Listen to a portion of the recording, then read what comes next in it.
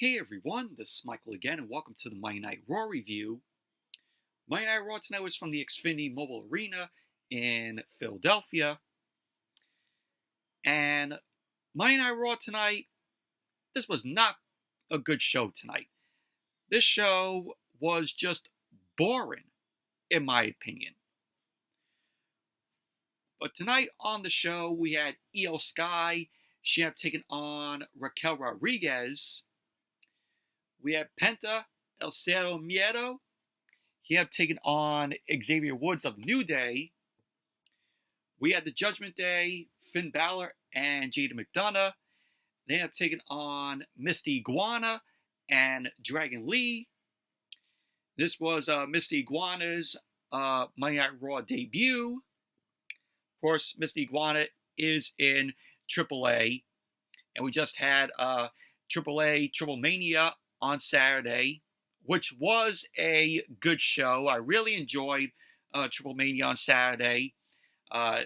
You watched it for free on WWE's YouTube channel. Just really enjoyed the show. It was a lot better than SmackDown, which I didn't cover SmackDown because the show was just as bad as last week. Nothing happened on SmackDown that was worth me reviewing and talking about. And then we had the Women's Intercontinental Championship where Becky Lynch defended the title against Natalya. And then the main event, we had Jey Uso. He ended up taking on Bron in an Extreme Rules match. But yeah, we had the Vision.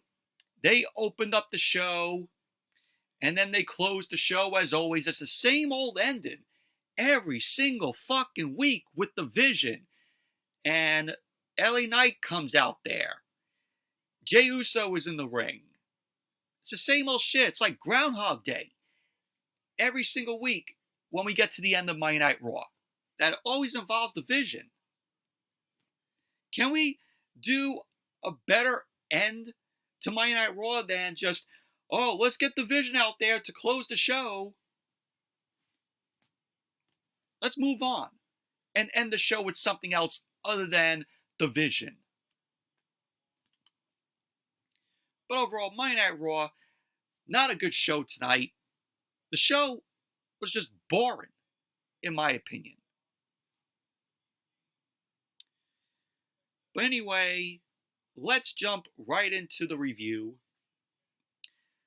Monday Night Raw open up tonight with the Vision, Seth Rollins, Bron Breakker, and Bronson Reed and Paul Heyman. They all end up coming out. So they got into the ring.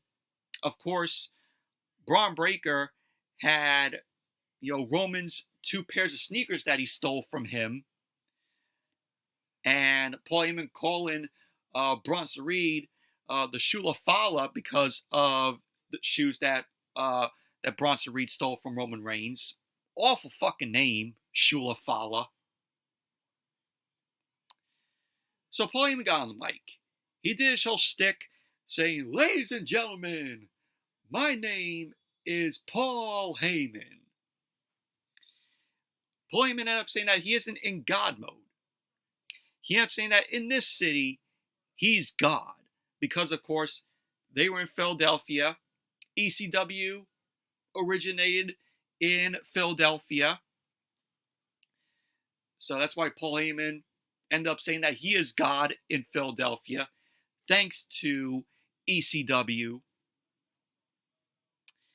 He ended up saying that they would have a statue of him in the city. But he's too humble to accept the credit he deserves for everything he's done in this industry, in front of the camera and behind it. Now, we all know Paul Heyman does some behind-the-scenes stuff where in WWE Unreal, he was sitting with people in creative, with Triple H and everybody in the creative room. We saw that at points Paul Heyman is a part of that. So Paul Heyman ended up saying that bluntly, he's the GOAT. However, he's not the only one.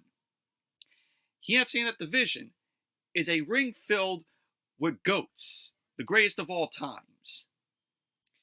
Paul Heyman then put his arm around Bron Breakker. He ended up saying that Breakker is the future of WrestleMania. He ended up saying that he taught Roman Reigns to fear the spear. He ended up saying that Bron Breakker is the big dog, and this is his yard. Paul Heyman then ended up saying, then there's the owner of the Shula Fala. Awful name, like I said, Shula Fala. Paul Heyman ended up saying that he's the master of the Shunami. What? Awful.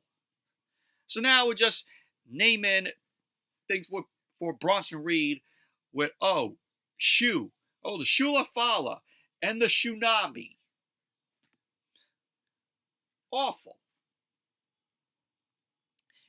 So Paul Heyman ended up saying that he put Roman Reigns down in Bronson Reed. He ended up saying that Reigns wasn't man enough to get back up. Paul Heyman ended up saying that Bronson Reed is the tribal thief. So then we had the crowd there in Philly chanting for OTC. Paul Heyman ended up saying that they're really chanting Paul E. Of course, because Paul Heyman ended up saying that because he used to be called Paul E. Dangerously, back in the day. Then Paul Heyman went on to say that then there's a visionary, a revolutionary, an evolutionary who put this all together and deserves even more credit than he does. He ended up saying that this man pinned Roman Reigns in the main event of WrestleMania, and that he did it not once in the main event of WrestleMania. He's beating Reigns twice in the main event of WrestleMania. So Paul Heyman was like, ladies and gentlemen, I give to you the reigning, defending, undisputed heavyweight champion of the world, Seth frickin' Rollins. So then Rollins took the mic as the crowd was going, whoa, sing along to Rollins' theme. So before Rollins could say anything, Jey Uso, main event Jey Uso, Mr. Yeet, he ended up coming out. Jey made his way through the crowd, and Rollins looked all frustrated because of Jey coming out there. Jey then stopped in the aisleway, and he gave the mic to some kids, and the kids were just chanting Yeet. So it's something that those little kids would remember. So Jey then got on the mic. He ended up saying that he's tired of hearing Rollins talk, and he's also tired of hearing Paul Heyman talk. He wanted to say, as a matter of fact, he is tired of them all trying to threaten his family. Jey ended up saying that he tapped out Gunther at WrestleMania to become the World Heavyweight Champion, and that it'll get worse for Rollins. So Jey then ended up looking at Bron Breakker. He ended up saying that Breakker will stay on the porch because he's messing with the real one. Rollins then ended up asking Breakker if he heard what Jey said. Rollins ended up telling Breakker that Jey thinks he's better than him and can beat him here tonight. He ended up telling Breakker that Jey thinks he's faster and stronger than him. And he ended up saying to Breakker that Jey thinks his family is more important than his. And he thinks that Breakker's dad is a loser and his uncle is a moron. And this was what Rollins was saying to Breakker to get Breakker fired up. So Seth ended up saying that, Jey thinks Breakker's family is a bunch of fat asses. So Breakker was going to leave the ring, and Rollins stopped Breakker. So Paul Heyman got on the mic. He ended up saying that he wants to get something straight. He ended up saying that Jey wants to pull this on them in Philly. He ended up saying a long time ago, in a bingo hall, not that far away. And of course, this led to the crowd there in Philly to chant ECW. So, Poima went on to say that men would settle their grievances inside the ring. He ended up saying that there would be a very specific type of match where they do it.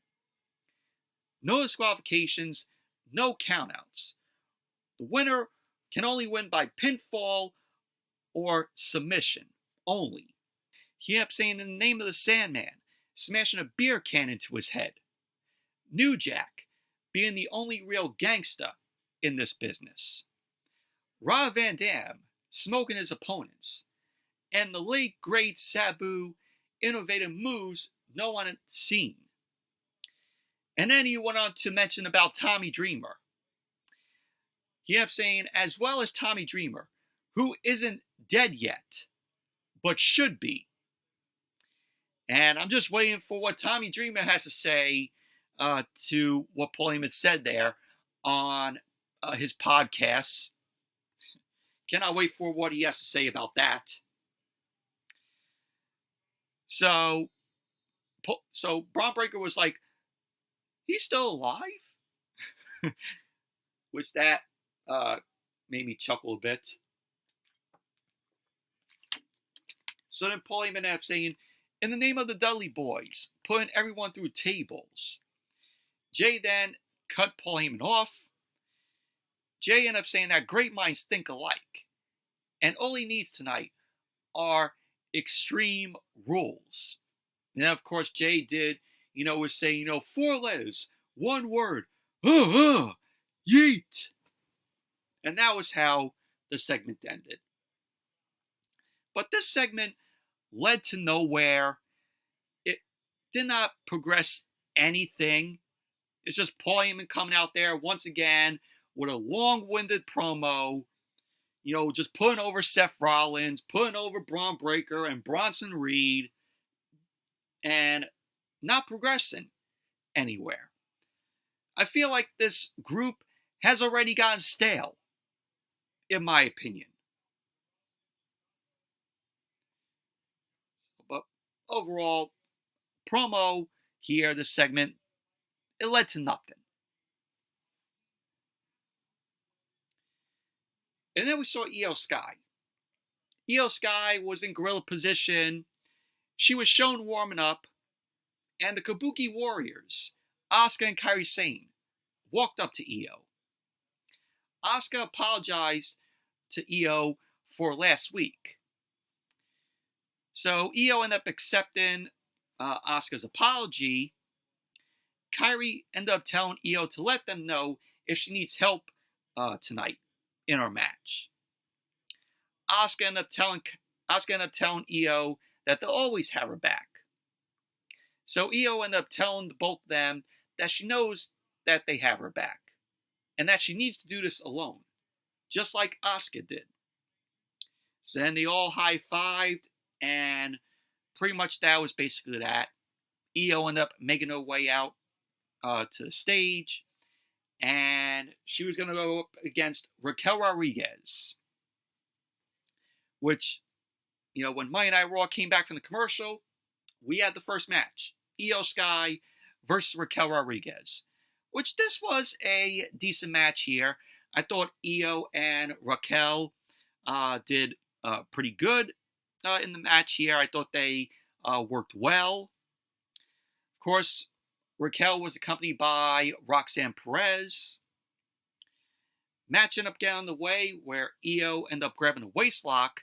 She ended up ducking an elbow from Raquel, and she ended up wrenching Raquel's arm. Raquel then fought out with a scoop slam to Iyo. Raquel then threw Iyo across the ring, and she elbowed Iyo in the head in the corner.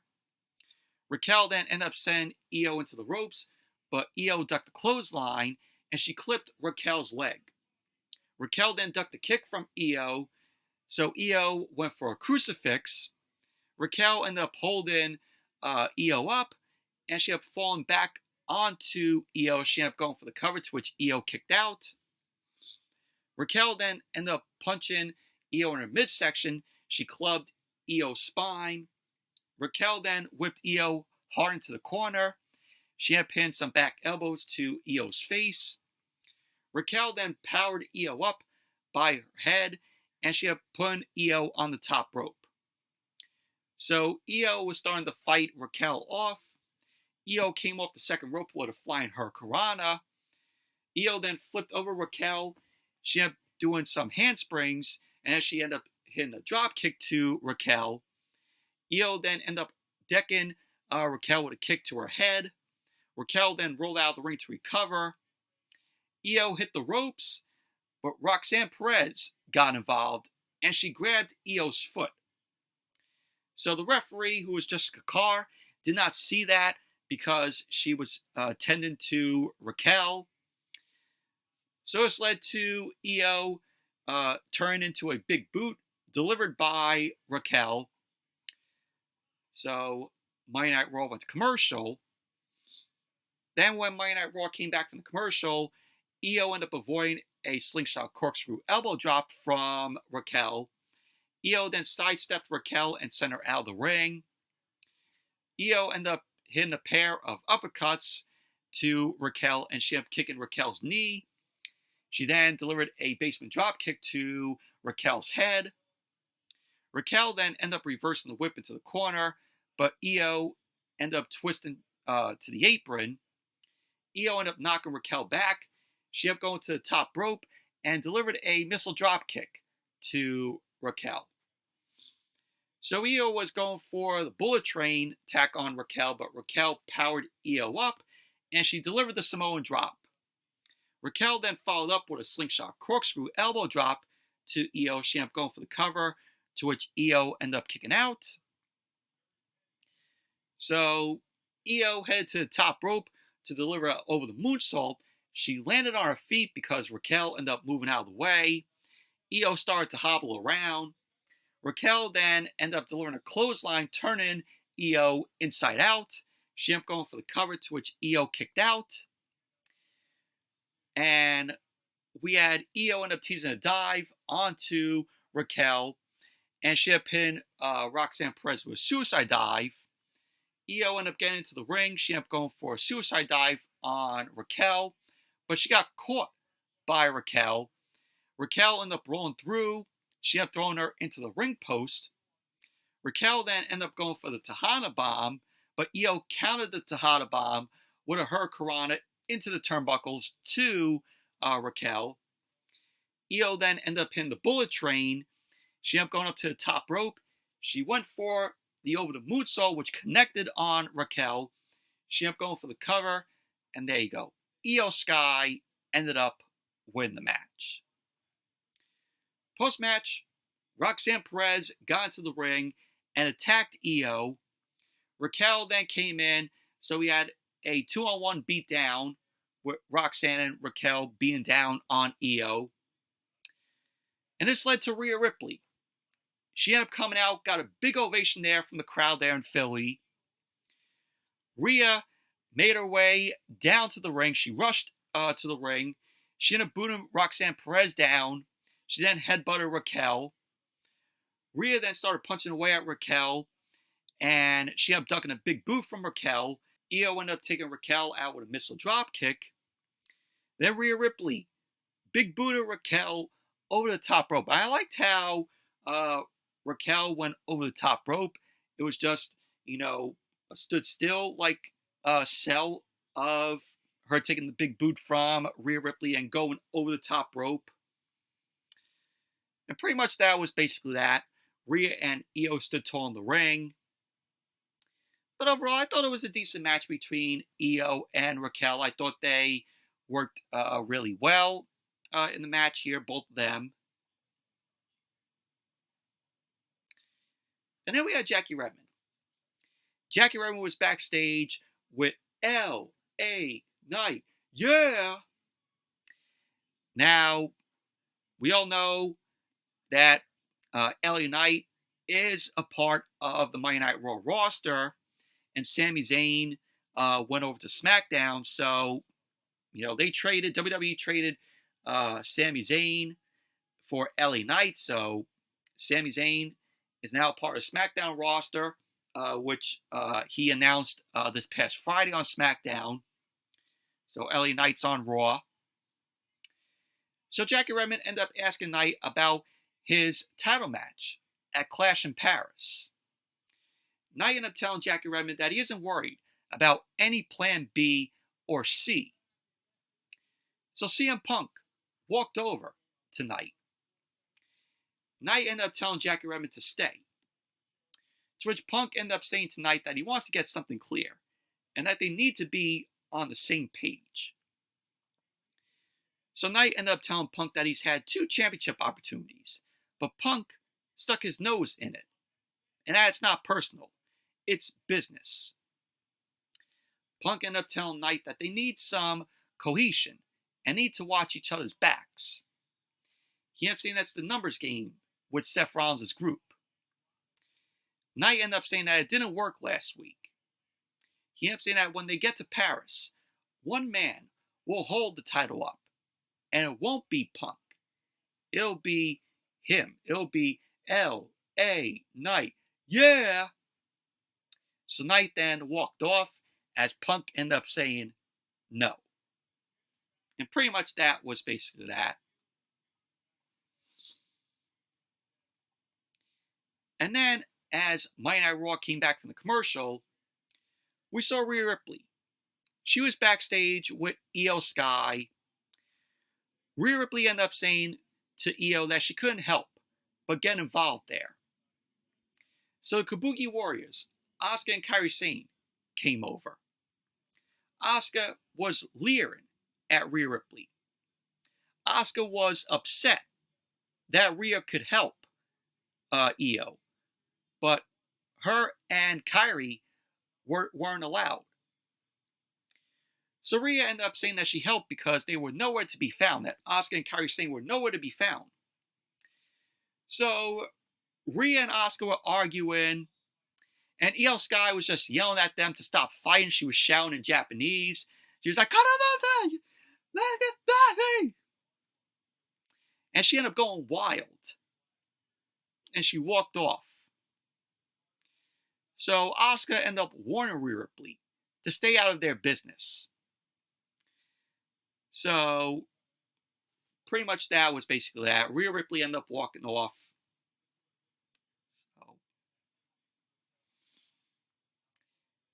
And then we had Xavier Woods versus Penta, El Cero Miedo. And this match was okay. Not great or perfect by any means. Of course, Xavier was accompanied by Kofi and Grayson Waller. So, Xavier Woods and Penta, they were bickering, where Xavier Woods was claiming to Penta that stupid hat that he wore 2 weeks ago on Monday Night Raw cost $18,000. And I'm like, really? $18,000 for a stupid looking hat like that? Which, when I was there at Barclays, when he wore the hat, I'm like, I felt bad for the fans sitting floor that were sitting by the commentary table that couldn't see anything because of Xavier Woods' stupid looking hat that he wore. And he's clamoring over that stupid hat, which cost $18,000. Are you kidding me? I'm sorry. The New Day, what a waste of a heel turn for the New Day. You know, ever since they turned heel on Big E, this went nowhere with them.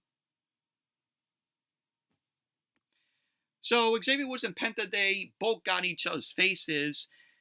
They got into a shove-in match here. So Penta did the Cero Miedo, and then he grabbed Xavier Woods' beard. Woods knocked Penta to the corner.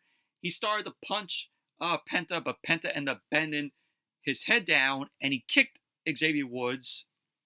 Penta ended up going for a handstand slingshot dropkick, but Woods slipped to the apron. Woods then super kicked Penta, And he then ended up hitting a back suplex on the apron to Penta.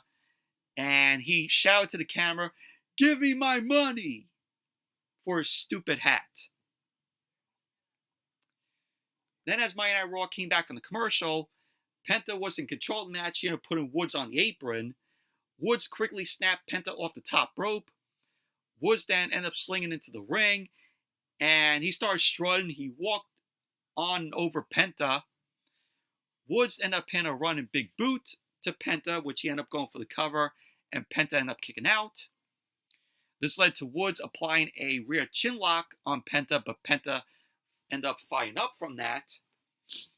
Woods then ended up sending Penta into the ropes, but Woods ended up lowering his head, and he ate a kick from Penta.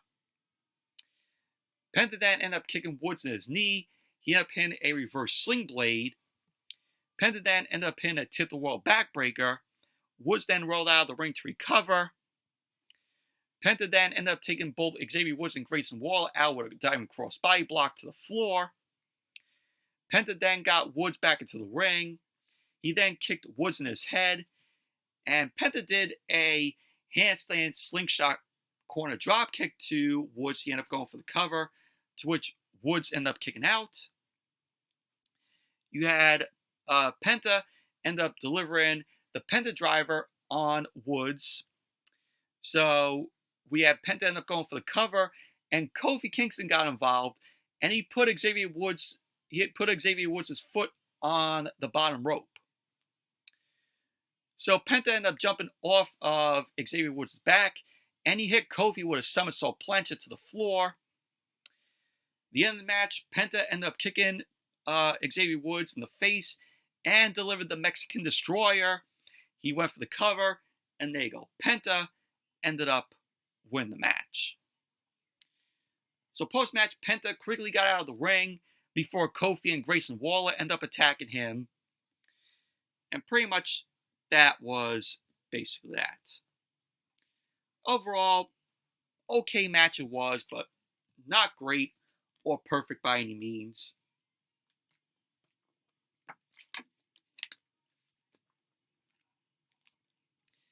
And then, as Monday Night Raw came back from the commercial, they announced that next week's Monday Night Raw, which is going to be in Birmingham, England, it will start at 3 o'clock here in the East Coast on Netflix. So, no 8 o'clock start time for Monday Night Raw next week because they're in England. It'll officially start at 3 o'clock, which I won't be covering Monday Night Raw next week because I'll be working. So, but hopefully it'll be a decent show next week. Then we have the Judgment Day. Finn Balor and Jaden McDonough. They end up taking on Dragon Lee and Mr. Iguana. This is Mr. Iguana's Monday Night Raw debut. Of course, he's in AAA. He competed at Triple Mania on Saturday. Mr. Iguana is so over with the crowd. Everybody loves Mr. Iguana. Everybody wants a La Seca, which is his puppet. So, but overall, the match itself, it was okay. Didn't love it, in my opinion. But Mr. Iguana, he teamed up with Nino Hamburgeressa and Lola Vice at Triple Mania on Saturday, where he faced Balor, McDonough, and Raquel Rodriguez in a mixed trios match, which was a good match. And he had Finn Balor's puppet that he introduced, which I think is now on WWE Shop, and it costs $100. Can you believe that? $100 for a Demonito puppet? Yeah, that was the puppet's name, Demonito, which looked, just like, when Balor dressed as the Demon. Man, don't we all miss Demon Finn Balor? That was like the best interpretation of Finn Balor. But yeah, I'm not joking. Go on to WWE Shop right now, or at the end of the video. Type in Demonito Finn Balor. $100 for a plush puppet. Are you serious? $100 for a puppet like that? Jesus. Should cost $30. $20 maybe. But $100? Give me a break. But the match got underway. Dragon Lee started off against Jaden McDonough. They circled the ring. Both guys locked up. Balor ended up pulling on Dragon Lee's mask. McDonough ended up taking Dragon Lee down and started stomping on him. Dragon Lee reversed the whip. McDonough ended up going for a sunset flip. Dragon Lee countered with a double stomp to McDonough's midsection. He then chopped at McDonough a few times. Dragon Lee then blocked the kick, and he had pinned a dragon screw over the ropes to McDonough. So Dragon Lee ended up charging at McDonough. McDonough ended up twisting to the apron. McDonough then ended up knocking Dragon Lee back and clubbed Dragon Lee in the face a few times. McDonough ended up chopping at Dragon Lee's chest, and then he tagged in Balor. Balor then ended up chopping Dragon Lee in the corner. He ended up sending him into the opposite corner. Dragon Lee ended up rolling out of the way, and he ended up pinning a slingshot corner dropkick to Balor.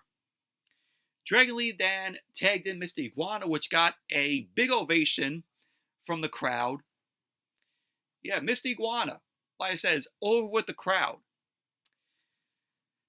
So, Mr. Iguana ended up pinning an axe handle to Balor's arm. Balor then clotheslined Mr. Iguana down and started stomping on him. So Balor ended up connecting with a snap vertical suplex to Mr. Iguana. He went for the cover, and Mr. Iguana kicked out. Mr. Iguana was shown starting to swim in place. So Balor ended up stomping on Mr. Iguana. Balor then connected with a scoop slam. Mr. Iguana ended up coming back with an arm drag to Balor, and he followed up with a tilt-a-whirl arm drag. So McDonough ended up running in. Iguana ended up sending McDonough out of the ring. Both Dragon Lee and Mr. Iguana ended up hitting the ropes together. And they ended up hitting stereo somersault sentons to both McDonough and Balor on the outside. So then, as Monday Night Raw came back from the commercial, McDonough was in control of the match. He started clubbing away at Dragon Lee. Dragon Lee ended up flipping through a back suplex, and he ended up pinning a snap back suplex to McDonough. We had Mr. Iguana end up holding his La Seca puppet. Of course, it's just Iguana puppet. So he was holding La Seca, and he reached for a tag. Iguana ended up getting the tag. Dragon Lee made the tag to Iguana. McDonough made the tag to Balor, so Mr. Iguana and Balor end up going at it.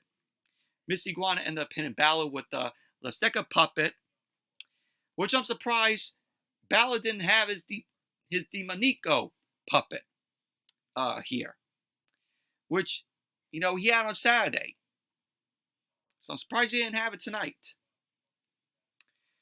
So what was funny was Mr. Iguana threw La Seca at McDonough. And McDonough was like, what is this? And then he got kicked in the head by Mr. Iguana. La Seca then ended up biting Balor as Mr. Iguana ended up going to the top rope.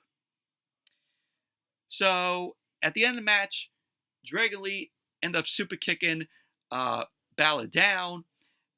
Jaden McDonough distracted the ref.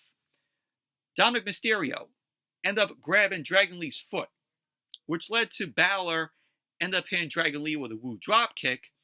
Balor went up to the top, delivered the coup de grace. He ended up going for the cover, and there you go. The Judgment Day, Balor and Jaden McDonough ended up winning the match. Post-match, Mr. Iguana ended up using La Seca to revive Dragon Lee. So the Judgment Day ended up attacking them both. Dominic Mysterio cleared off the commentary table. Dominic ended up pulling Dragon Lee up to the table. But out of nowhere, El Hijo del Vikingo ended up catching Dominic with a missile drop kick off of the table. So Vikingo ended up pinning Balor with a run hurricanrana on the floor. Vikingo ended up attacking McDonough and ended up pinning him with a run of Meteora. Dominic then ended up hitting Vikingo with the AAA Mega Championship. So Dragon Lee and Mr. Iguana were taken out. And then Dominic ended up hitting Vikingo with a frog splash. Dominic then held up the Intercontinental Championship and the AAA Mega Championship. And pretty much that was basically that. Overall, okay tag team match this was. But I'm very glad Mr. Iguana made his Monday Night Raw debut here. So we saw him and La Seca, his puppet. Which, can we all get a La Seca? So hopefully WWE Shop will sell that. Who knows? They already have Balor's Demonigo puppet on Shop. So why not a La Seca on WWE Shop? But don't let it cost $100. It's not needed.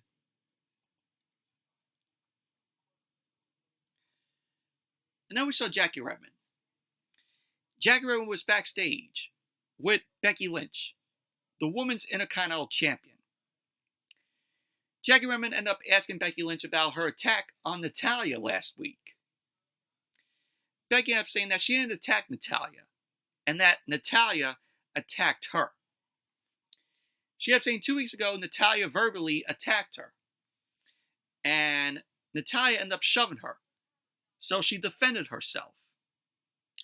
Becky ended up going on to say that Natalya is bitter because she doesn't belong. She ended up saying that Natalya is wrestling for other promotions because she knows that she doesn't belong in the ring with her. So Becky ended up saying, "Hey Natalya, welcome back to the big time." So pretty much that was basically that. Of course, Natalya competed at Triple Mania on Saturday.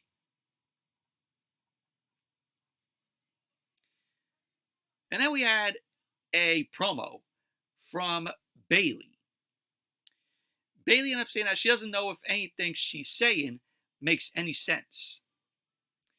So we heard Bayley's voice when she was a heel, talking in her head, saying nothing makes sense. She ended up saying that without her, she's nothing. Bayley ended up saying that they were a double champion and the longest reigning SmackDown Women's Champion of all time. And all her friends stabbed her in the back. So Bayley was covering her ears to try to drown out noise of her heel voice talking in her head. So the segment ended with Bayley's voice, inner voice, suggesting that she needs a hug. And pretty much that was basically that. But this leading up to Bayley going back as a heel, which I'm looking forward to. Then we had Becky Lynch versus Natalya. This is for the Women's Intercontinental Championship. I didn't know that Natalya was still relevant here on Monday Night Raw. But this match was awful. Didn't even care for this match. We all knew who was going to win this match anyway. Just nothing great happened in this match. So Becky Lynch won the match, retains the Women's Intercontinental Championship. Disarmor on Natalya. Natalya taps. Not surprised. Post-match, Maxine Dupree ended up helping Natalya up. Becky Lynch ended up blindsiding both Natalya and Maxine Dupree. Becky then applied this armor to Maxine Dupree. And then this gets worse. We heard, "You can look, but you can't touch." Nikki Bella ended up coming out. So Nikki Bella and Becky Lynch ended up brawling. Nikki Bella ended up hitting the Rack Attack 2.0 on Becky. And pretty much that was basically that. Why do I feel like we're back in the Divas era? And that's not good. We got Natalya in the ring competing in 2025. Nikki Bella competing in the ring in 2025. This is not 2012 anymore. Oh my God. I said, I feel like we're back in the Divas era.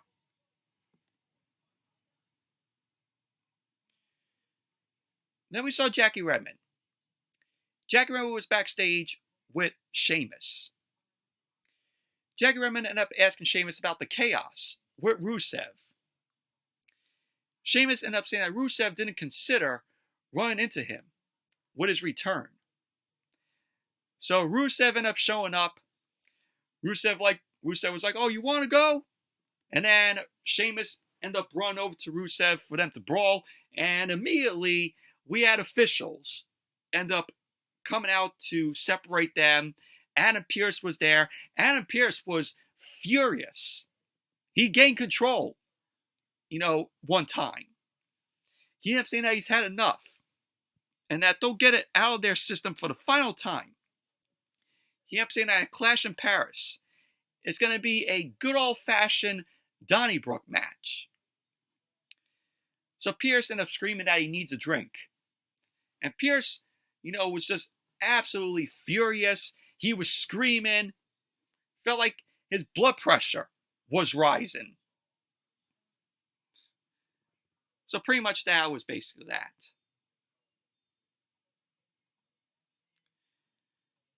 Then we had Jey Uso. Jey Uso was getting pumped up. CM Punk walked up to Jey. Punk ended up saying to Jey that they need to work together. He ended up saying that Jey has an Extreme Rules match against the Paw Patrol. So Punk ended up saying that he has Jey's back. Jey ended up saying to Punk that he didn't ask for his help and doesn't need it for this match. Punk ended up saying that in Paris, it's about the World Heavyweight Championship. And it's about getting to Paris. Jey said to Punk that he doesn't want to owe anyone any favors. So Punk was like to Jey, he's just letting Jey know he's here. So pretty much that was basically that. And then Adam Pearce was in the ring. Adam Pearce ended up welcoming the Women's World Champion, Naomi, to the ring. And Naomi was going to address the state of her Women's World Championship. A lot of people were speculating that, Naomi might be hurt because she wasn't cleared to compete last week. And people were saying, oh, she might be pregnant. Well, we finally got the confirmation here in this segment. So Naomi made her way out. Big pop from the crowd there in Philly for her. So she got into the ring. Her custom-made Women's World Championship, which had the caution tape, on the sides. So Adam Pearce ended up saying to Naomi, "Champ, the floor is yours." So Naomi ended up saying that this is hard to say. And she directed everyone to the Titantron. So then we saw a clip from Stephanie McMahon's podcast, the What's Your Story podcast with Stephanie McMahon. So Naomi and Jimmy were on the podcast. Jimmy ended up saying that everyone needs to proceed with caution because there's a baby on board and that they're thrilled. So Naomi ended up saying, I'm pregnant and I'm having a baby. Congrats to Naomi and Jimmy on the announcement of them having a baby. Really happy for the both of them. So Pierce ended up saying that he feels like he could speak on behalf of everyone here, and that they are so happy for her. So Pierce ended up congratulating Naomi. And Naomi ended up saying that she bets Pierce is happy. Like, she sneered at Pierce. And Naomi ended up saying that this ain't her first time relinquishing a championship. She ended up saying that she handed it back the first time. And she ended up telling Adam Pearce, this time, I ain't handing you shit. She ended up saying that her hormones are jumping like a disco. So Naomi ended up advising Adam Pearce to get out of her face. And Naomi kicked Adam Pearce out of the ring. She wasn't relinquishing the title to Adam Pearce. So Naomi ended up cackling. I love when she cackles. She ended up having the crowd sing, na na na na, hey hey hey, goodbye at Adam Pearce. And Naomi was like, oh, I hope you trip in your church shoes, to Adam Pearce. So Naomi ended up saying that all the women in the locker room should be thanking one person, her husband, Big Jimmy Uso. She ended up saying without him, they wouldn't have a chance to take the Women's World Championship. Naomi ended up saying that she was working all year and was going to put all the heifers in the ground. But luckily for them, she ended up saying that Big Jim likes to Netflix and chill. So the crowd was chanting, you deserve it, to Naomi. So Naomi ended up saying, on the bright side, it looks like the bloodline continues, baby. This led the crowd chanting OTC. Naomi ended up saying that she'll lay her custom title on the mat. As the crowd was chanting Baby Uso. So Naomi ended up saying that she'll leave the title here and give the heifers 9 months and some change to do what they want with a title. Naomi ended up saying that if she has to come back breastfeeding with a baby in her arms, she's picking up where she left off. She ended up saying that whoever has the title next, she advises them to proceed with caution. And pretty much that was basically that. This was the best segment of the show here with Naomi. You know, with her announcing that her and Jimmy are expecting a baby. And I'm really, like I said, I'm really happy for both Naomi and Jimmy Uso. Good segment this was. And then they end up announcing what we're going to see next week on Raw from Birmingham. We're going to have Rhea Ripley versus Roxanne Perez. And Penta is going to take on Kofi Kingston. So those two matches are set for Monday Night Raw next week in Birmingham. And of course, like I said, it's going to start at 3 o'clock Eastern here next week, next Monday. And then they announced on Friday on SmackDown, John Cena is going to appear live from Dublin, Ireland for SmackDown. So that's confirmed there. And as Monday Night Raw came back from the commercial, we saw the Judgment Day. They were walking backstage, and they were wondering where Dominic went. So they end up finding Dominic talking to El Grande Americano, Ludwig Kaiser.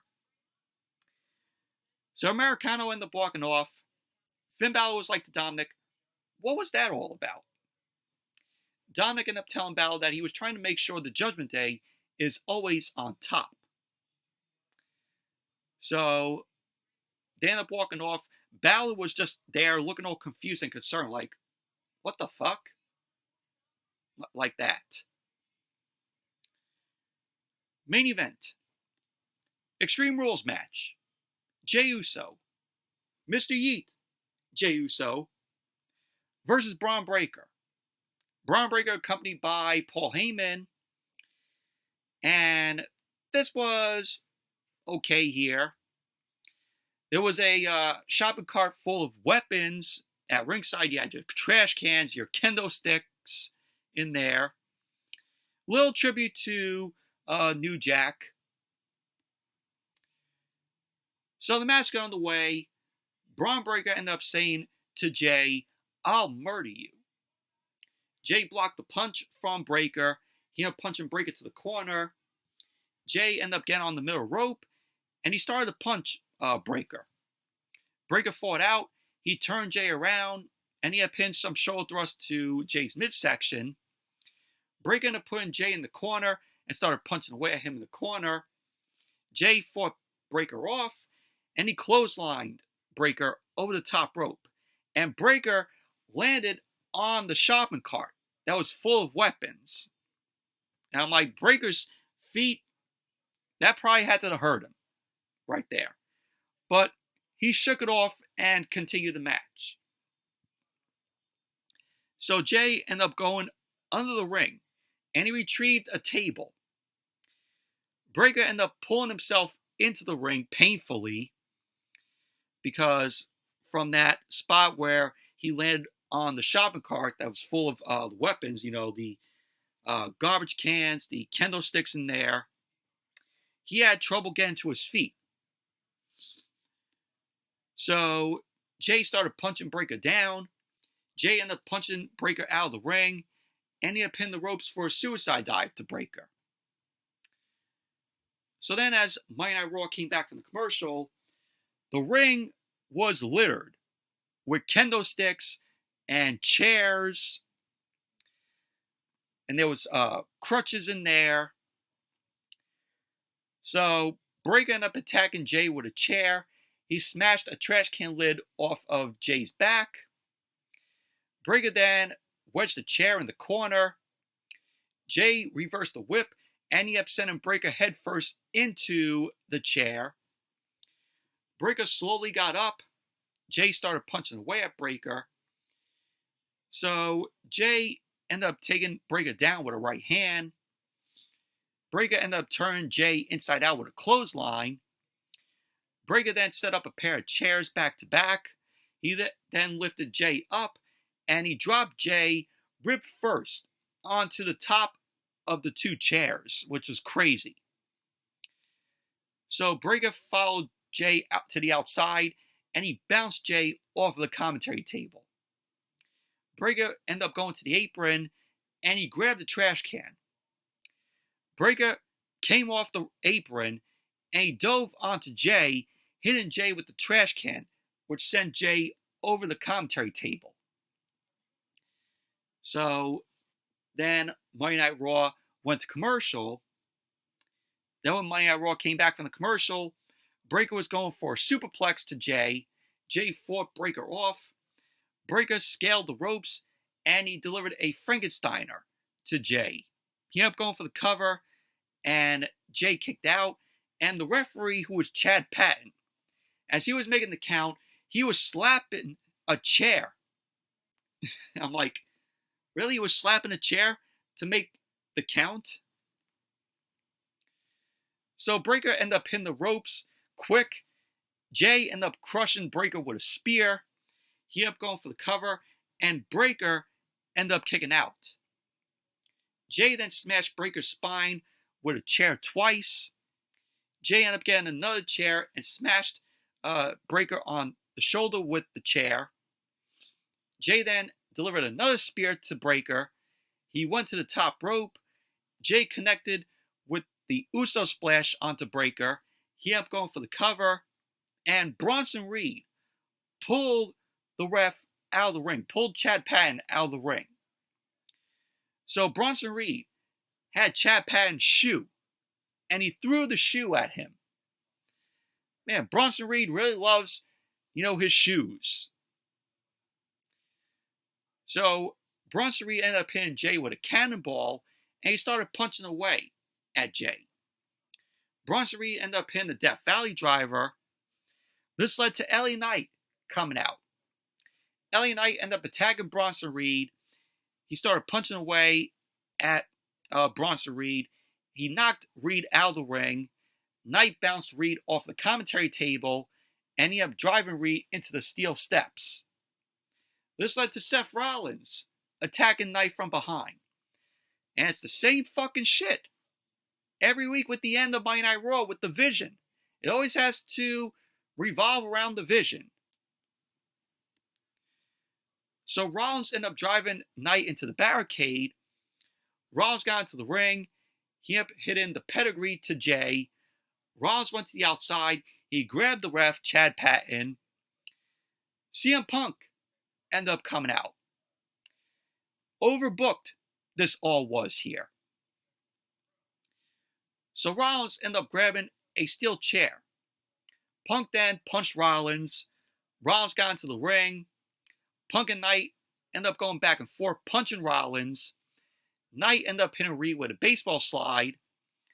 Punk then ended up going for the GTS to go to sleep, but Rollins raked Punk's eyes.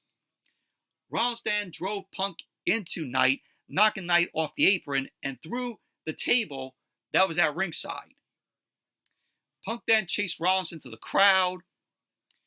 Breakker then grabbed the table. He set it up. Breakker then grabbed Jay. Jay super kicked Breakker onto the table. Jay then headed to the top rope, but Bronson Reed shoved Jay off to the floor. Breakker then ended up going to ringside to set up for the spear, but Roman Reigns ended up coming out. Roman Reigns came out and Philly blew the roof off of the Xfinity Mobile Arena. They were so loud when Roman Reigns came out. So Breakker was looking toward the stage, thinking that Reigns was coming out. But Reigns did not come from the stage.